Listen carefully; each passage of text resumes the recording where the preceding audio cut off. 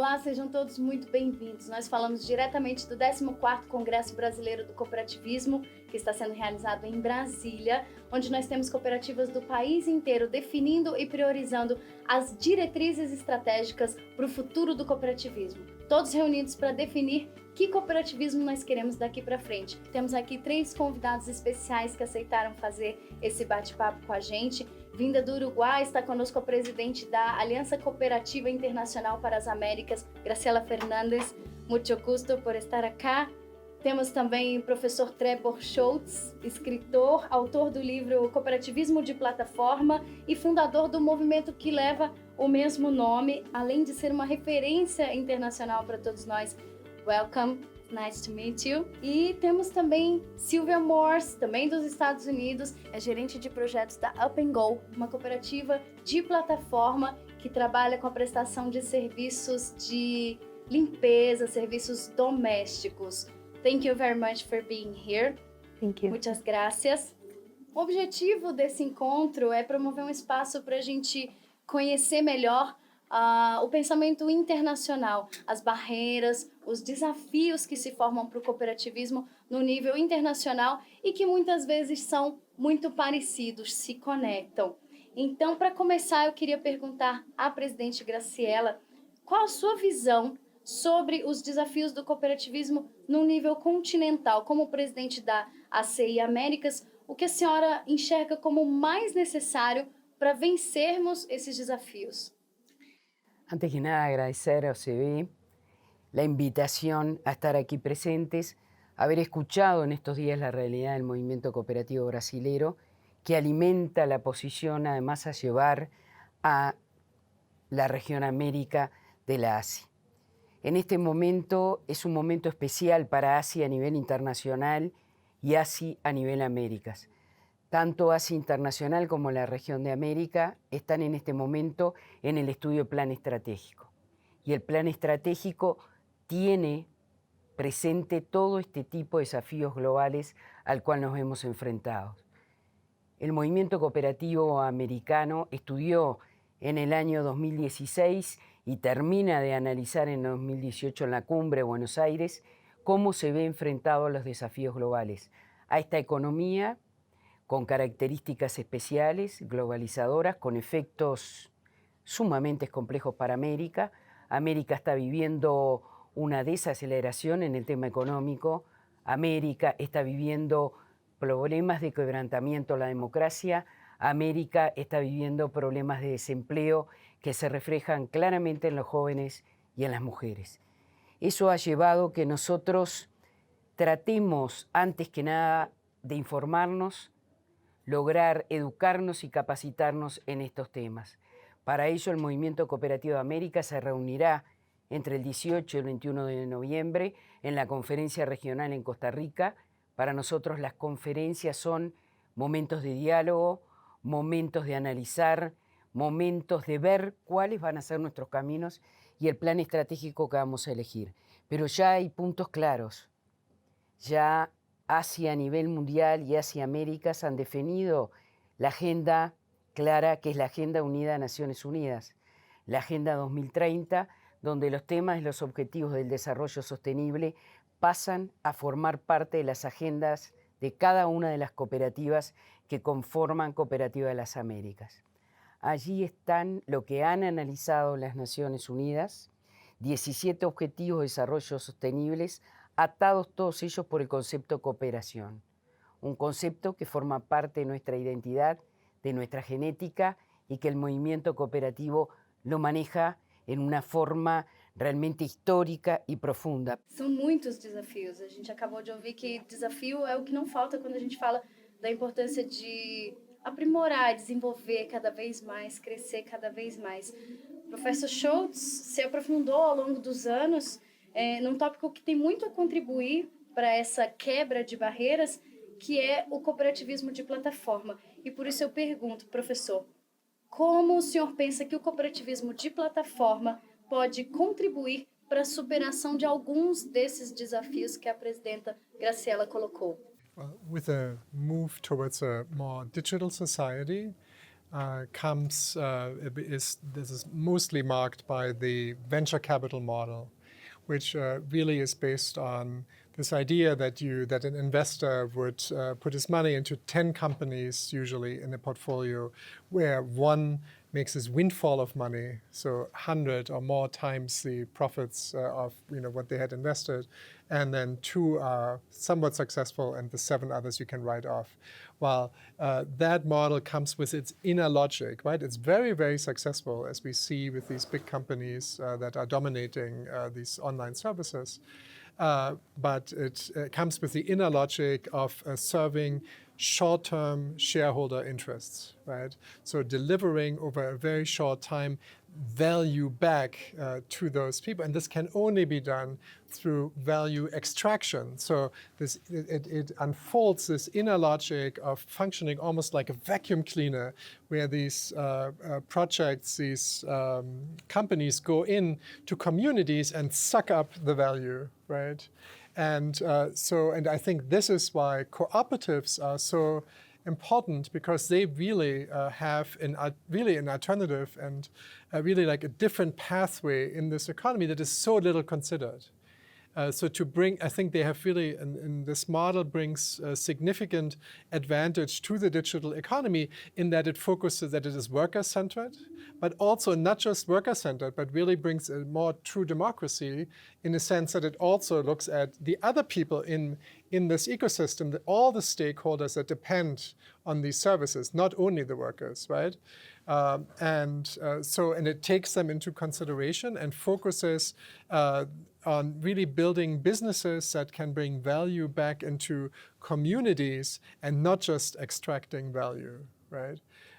So it's the ownership, but the ownership, not the ownership alone, but combined with the democratic governance, right? So these two together. So that's why I think that this sort of 200-year-old model can really bring something very new and innovative to this digital economy. And we see this with projects like Up and Go that have been thriving and really innovated in this space through their worker-centric design. Falando em superação de resultados, nós temos uma pessoa aqui hoje que pode nos contar como o cooperativismo de plataforma vem dando resultados. A Silvia é gerente de projetos da Up and Go, uma central que abriga 3 cooperativas de trabalho sediada em Nova York.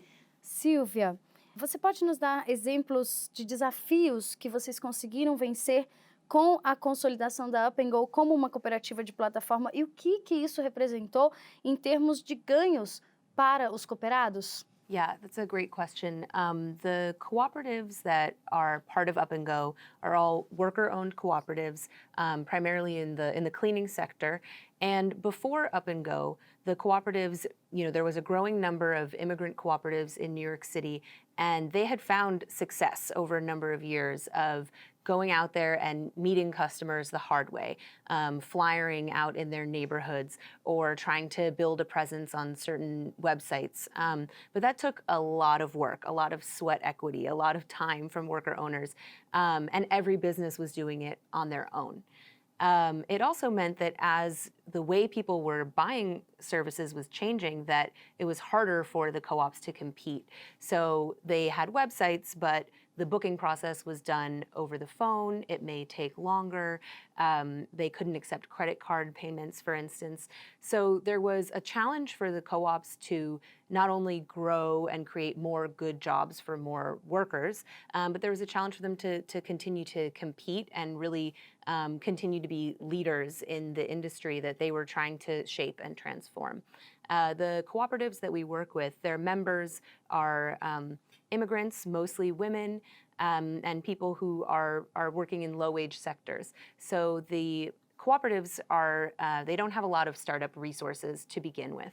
And so the idea of creating a cooperative platform on one's own as a co-op, as a small co-op of 25 or fewer people, would seem nearly impossible. And so with philanthropic investment from Robinhood, with support from local government, our organization and others were able to develop a platform that would be shared by these cooperatives.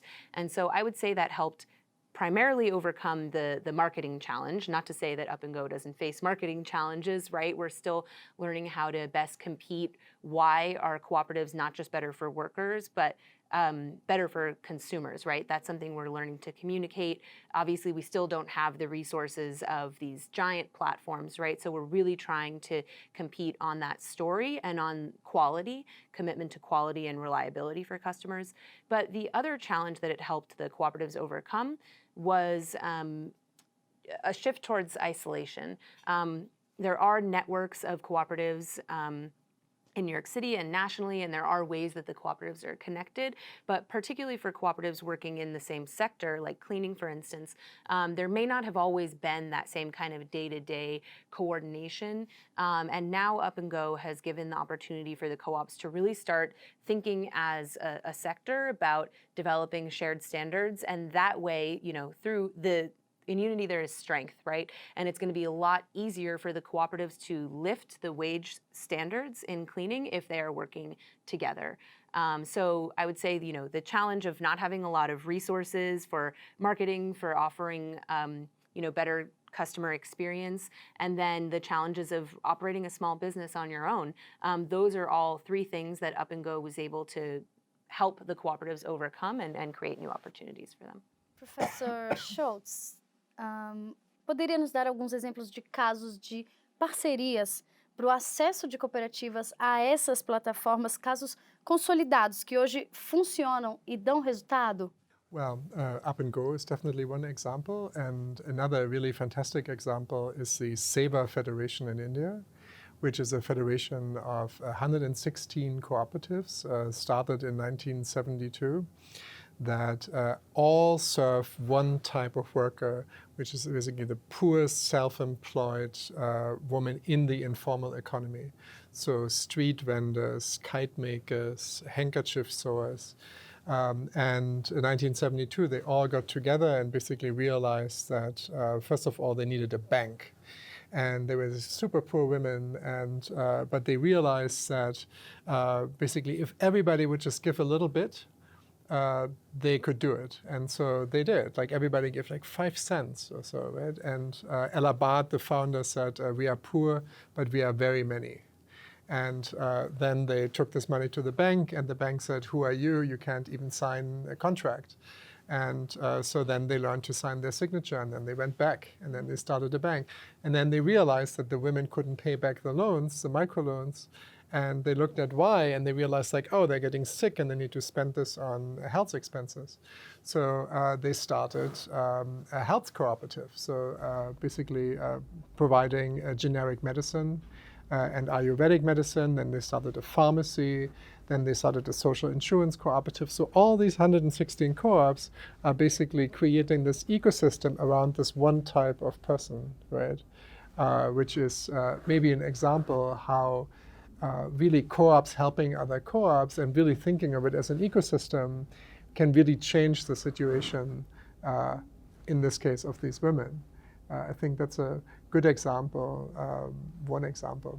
Maybe another one, a second one in a totally different direction would be in Italy, where currently the largest association of cooperatives, Lega Coop, is creating a cooperative login. So as we are using Facebook today to log into particular websites, they try to replace this with a cooperative login. And literally like 1,000 people a day switch to the cooperative login. So it really works. And so bringing all these people together around a cooperative infrastructure. Silvia, você pode contar um pouquinho do impacto que vocês perceberam na comunidade local depois que a Up & Go passou a funcionar como uma cooperativa de plataforma? So I think there are a few impacts. I think the first one is that it's much easier in a certain way for the worker owners who are part of the cooperatives in Up & Go to get work. Now, easier is a relative term because they're still now meeting in Up and Go across multiple cooperatives, strategizing together, right? There's a lot more upfront investment that has to happen. And certainly we're investing a lot in digital marketing strategies. But in terms of the day-to-day for a new co-op starting up and joining Up and Go, it is much faster for them to start working than it was 10 years ago with the cooperatives we were supporting who might have to wait many months before they could really start getting a regular client base. So that's one. Related to that, for workers who had been working independently as cleaners or in similar industries and then join a cooperative and start working through Up and Go, typically their wages approximately double. So they might have been earning about $10 per hour before, working mostly informally in the informal market, which is most of the market for cleaning in New York. And the average wage on Up and Go is $22 an hour. So those are some of the immediate concrete impacts for worker owners who are a part of this. And then there are sort of the changes that I've seen develop more over time. And we've heard the worker owners, particularly those who have a role as representatives in Up and Go in the different governance and management entities. So for many of the worker owners, they may not have even known that some of these bigger gig platforms that we're talking about really existed. They are not served primarily by those platforms. And of course, they're using technology to communicate with their families locally and abroad. They all have smartphones. There's a degree of tech literacy, but a lot of these tools are not marketed towards them. And the idea of being able to leverage this technology to change the way you do business, one of the worker owners has said, it opened her mind to what else is possible from here. And some of these things may, I use this example because I think a lot of us who do online shopping a lot may take it for granted, but something as simple as being able to accept credit card payments means that it's kind of a more enforceable contract than something that's only in paper. So before, cooperatives did experience, and certainly when working independently, workers may have experienced wage theft where someone cancels a check or doesn't pay, or if someone cancels last minute, there was no way to enforce a cancellation fee. So these are, again, like pretty immediate, tangible changes. Longer term, there's also other ways to rethink the way that the cooperatives structure their services. So for instance, the first cleaning is a lot of work. You're going into a home for someone you don't know if the home is going to be as described. And so it tends to be a higher cost because it's a big risk for the co-op to offer incentives by charging less and then make less on that job and not know if the person is ever going to even want to come back. And so being able to explore something like a subscription model or building the website to understand more what kinds of services someone is looking for ahead of time and incentivize someone to make a longer term commitment through subscriptions or something like that. These are things that before, yes, there are ways you can model it through paper contracts, and they've done that, but technology can help think of those things in a different way. So I think that again, with every step, there's sort of the deeper impact for people learning about technology and different marketing strategies and being able to really compete at a level with some of the biggest companies that they're in their same industry. And then there's sort of the short term, okay, I can see that for instance, the worker owners expressed, hey, sometimes people say they have a vacuum and we get there and they don't have a vacuum. We need to add a button and require that people let us know if they have a vacuum or not. And that kind of thing is maybe not the most exciting technological development, but it makes a huge difference if you show up to work and know if you have the equipment you need and how long the job's going to take. So those are a few examples, I think. And I want to add to that is that I think what's important to say is that these are not just replicas of existing corporate services, but they're actually really different, right? They're also different in design. So earlier today, Silvia, you mentioned that the worker owners really refused worker profiles. Right, when we were interviewing the women in India and Ahmedabad about what they want for their platform co-op, the first thing they said, this is women who had like no exposure to the internet, hardly at all, WhatsApp maybe at maximum. And basically the first is arm and up and says like no worker profiles. This is really interesting. So and this is important. So there is actually innovation. I think it's really important to emphasize that these are not follower companies or like projects that sort of follow like a beaten path, but they're actually really innovating with design and they're actually really quite different. Aqui no Brasil, apesar dos ricos números que nós temos de cooperativas, de retorno, como por exemplo, nós temos mais de 14 milhões de cooperados em 6.655 cooperativas do sistema OCB, gerando 394 mil empregos diretos. Apesar desses grandes números que impressionam, o cooperativismo de plataforma ainda é um assunto que não amadureceu. Nós não temos ainda uma regulamentação específica e essa é uma bandeira do sistema OCB, lutar para que isso aconteça. Eu queria aproveitar e voltar a pergunta à presidente Graciela para sabermos como a ACI vem trabalhando para promover e estudar o cooperativismo de plataforma nas Américas. Tú marcaste muy bien el tema legislativo. Hay una realidad nueva, hay una realidad que acaban de marcar quienes explicaron el cooperativismo de plataforma.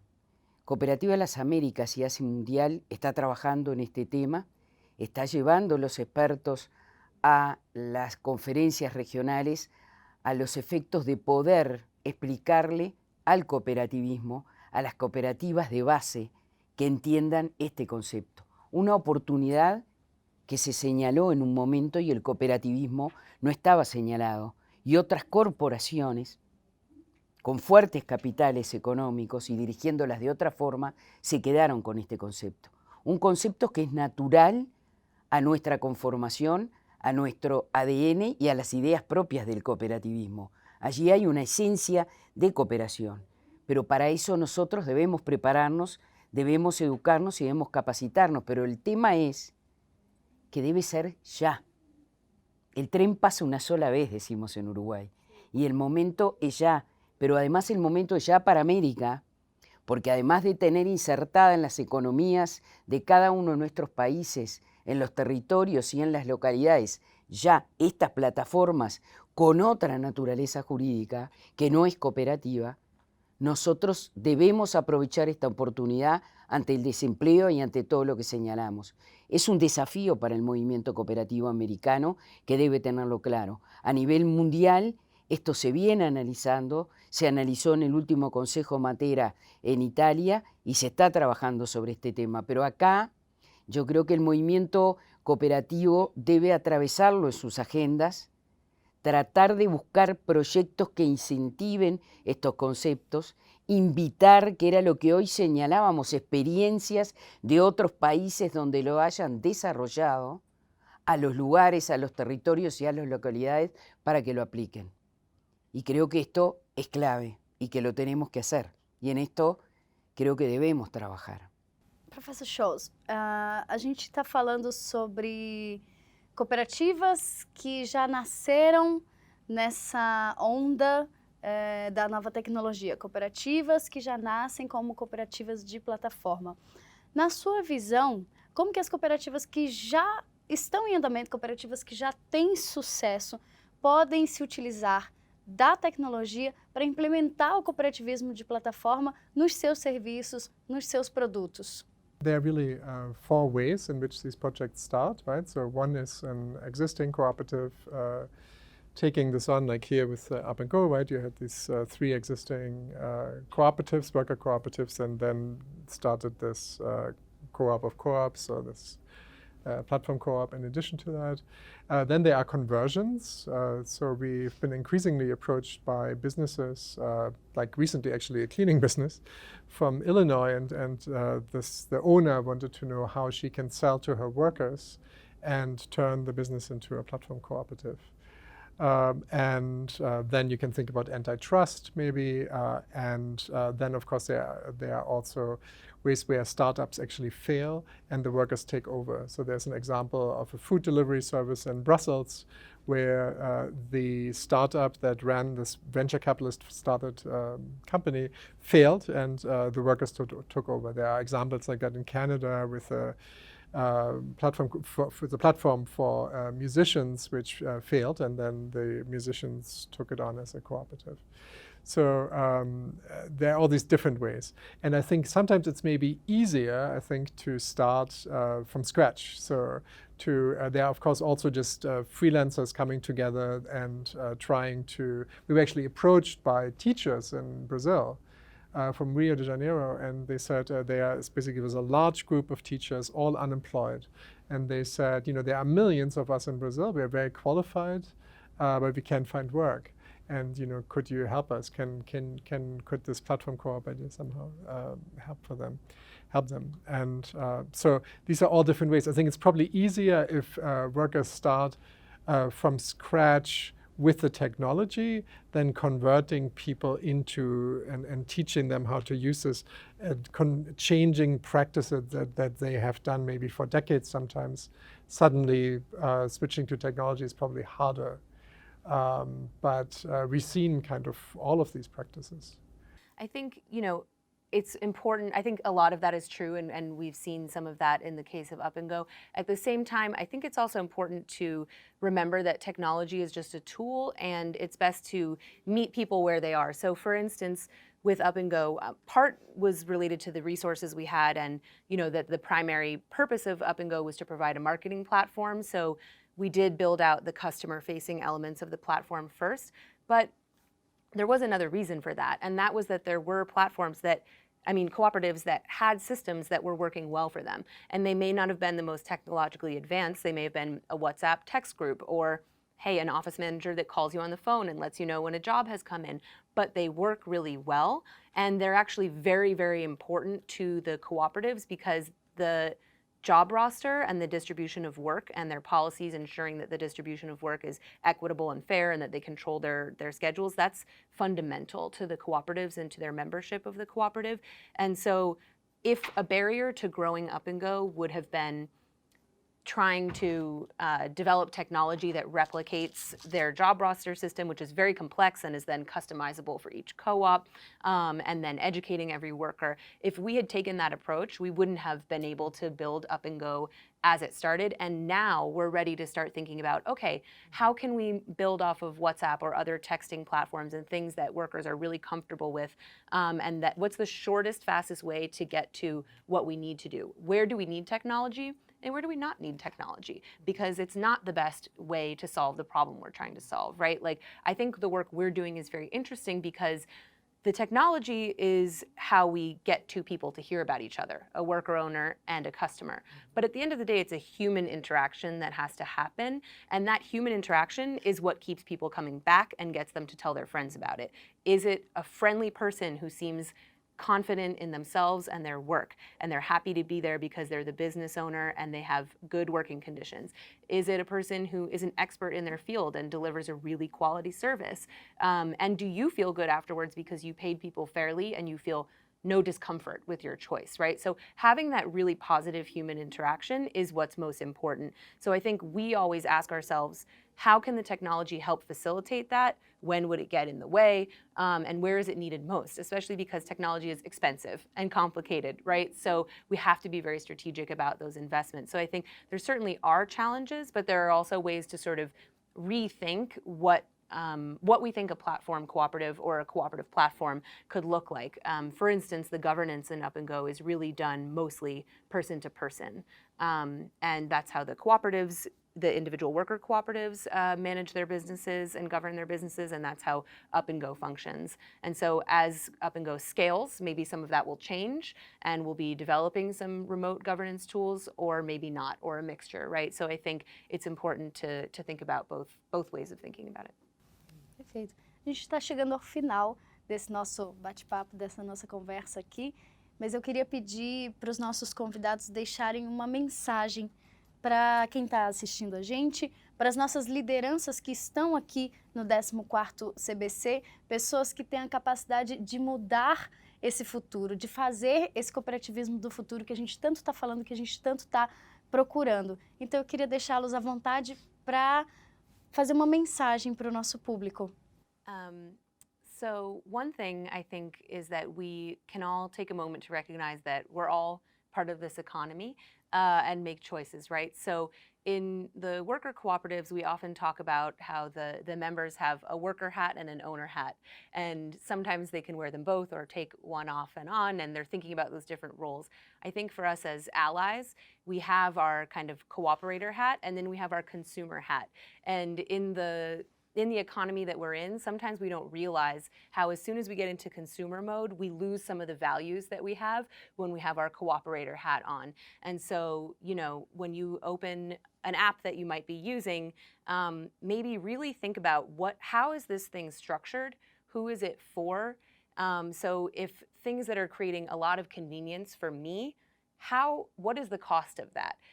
Is it that drivers are waiting without work for idle time? In that idle time, are we all paying the cost because cars are polluting the air and not driving anyone anywhere? Really thinking about how do these things work? And I think it's hard because they work so well for us. But we really are part of the equation. And I think for Up and Go, one of the challenges, you know, if we're talking about financing, for instance, Up and Go, it would be much easier for Up and Go to become self-sustainable if there wasn't such a challenge to charge a living wage and enough to sustain the business, right? But this is a very undervalued sector, domestic work, very undervalued. And so if the goal is for people to get living wages, there's a lot less money to work with to sustain the business. And so I think if we can all kind of remember our values every time we step into our different roles and think about those multiple hats that we wear, I think it'll be a lot easier for us all to experiment and try these new things together and help them grow. El movimiento cooperativo tiene que pensar en clave siglo XXI. El movimiento cooperativo hoy tiene que pararse de frente a una educación que es diferente a la que veníamos desarrollando hasta el momento, a una capacitación que por supuesto se identifica con nuestra identidad, respetando nuestros principios y valores, pero que debe sumar esos desafíos que hoy nos atraviesan, que es la tecnología, que es la innovación, y para ello nos tenemos que preparar. Por lo tanto, yo creo que es imprescindible en este momento al movimiento cooperativo educarse, capacitarse, escuchar, lograr una intercooperación en toda América en aquellas cooperativas que han logrado identificar estos temas y los vienen desarrollando, y las hay, y además lograr alianzas con otros sectores que pueden lograr transportar al cooperativismo estos elementos que nos están faltando y que son necesarios. El cooperativismo americano necesita además, que fue uno de los señalamientos en el último consejo en Santo Domingo, una visibilidad ante los organismos internacionales, una voz única a nivel de América, donde nosotros logramos hacernos sentir, logramos hacer entender a aquellos representantes gubernamentales cuál es la identidad cooperativa, la necesidad de las cooperativas. Buscar una política pública que sepa identificar, que realmente se dé cuenta de esa simetría que existe en la cooperativa y en otro tipo de empresas, una legislación adecuada al sistema cooperativo que se refleje además en declarar al cooperativismo como una herramienta para lograr inclusión económica, reconocido además por la OIT en la Declaración 193. Creemos que eso es clave y que los estados deben encaminarse hacia ellos. Ello no quiere decir injerencia de los estados en lo que es un principio clave del cooperativismo, que es el principio de autonomía. Por lo tanto, tenemos mucho que hacer con los parlamentarios para que entiendan lo que es el cooperativismo, y tenemos mucho que hacer con el Poder Judicial. El Poder Judicial le cuesta identificar y hablar un idioma de derecho cooperativo. Hoy América cumple 50 años de su primer Congreso de Derecho Cooperativo. Allí insistiremos en el idioma del derecho cooperativo e insistiremos en una definición clara que es además nuestra y del sistema cooperativo, que es el acto cooperativo, esa relación entre el socio cooperativista y la cooperativa, y en esa relación entre las cooperativas. Y ahí hay una clave que es la intercooperación. Y la intercooperación debe ser entendida entre las cooperativas, debe ser entendida hacia afuera de las cooperativas y debe ser entendida en la legislación y en el sistema tributario. Creemos que para nosotros eso sería un empujón muy importante en el desarrollo económico-financiero de las cooperativas. Y el otro es la integración fuera de fronteras. Para nosotros es clave integrar el sistema cooperativo fuera de fronteras. Ello en algunos países de América se viene traduciendo muy bien, como en la reunión especializada de cooperativismo Mercosur. Creemos que son ejemplos que hay que ampliar y que hay que desarrollar. Bueno, sobre esas cosas estamos trabajando y continuaremos trabajando. I have two comments. One is more general, and the other one is very practical and almost logistical. The more general is the ICA president for the Americas initially talked about inequality, right? And so if you think about inequality, I think it's quite clear that there's like the 0.1%, maybe the top 1%, and then there's the rest. And this rest seems to be like, doesn't have much solidarity, right? So people in the middle don't have much solidarity with people at the bottom, and vice versa, right? So it's like everybody thinks they are different, right? But in fact, what inequality is, right, it's like the 99% or the 90% even, and right, the richest people in the world, right? And this is true in Brazil as it is in the United States, as it is in India and elsewhere. And so solidarity between all these different groups would be one thing. More logistically, I would say, so we at the New School, we're running the Platform Co-op Consortium, which has 21 organizations in it that all support or dedicated to supporting groups trying to experiment in this field, right? We also have the Institute for the Cooperative Digital Economy, so a research institute that we just launched that has to go to support research in this area to make platform co-ops more successful as they launch. So my invitation to the Brazilian cooperatives would be to work with us, to approach us, to write grants together, right? We were very successful with a Google.org grant for $1 million. Maybe we can renew this in partnership with worker cooperatives in Brazil to start and build on these funds that we already spent on building a logistics platform that will be open source and can then also be used in Brazil. So this would be a real, quite unique opportunity, and I don't think there are very many of those globally where you have those things all coming together. So it's an invitation to all of you in the Brazilian co-op scene to work with us. And for that, you can go to platform.coop and email us at info@platform.coop. Thank you. Perfeito. Muito obrigada a vocês pela presença. Thank you very much for being here with us. It was a pleasure. E a gente se vê, então, nas nossas redes sociais. Vocês podem saber tudo sobre o 14º CBC e acessar a entrevista com os nossos convidados. Até a próxima.